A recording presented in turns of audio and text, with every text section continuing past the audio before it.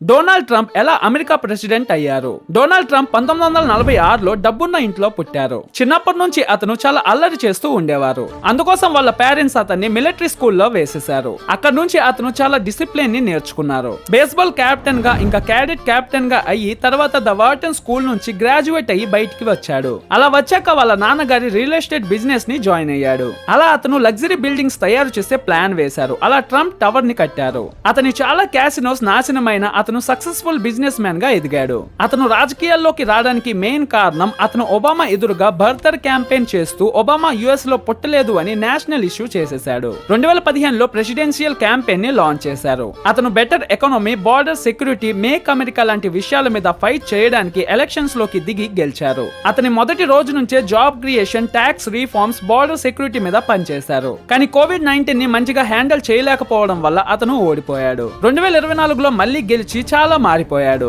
Donald Trump గురించి ఒక్క మాట చెప్పాలి అంటే మీరేం చెప్తారు?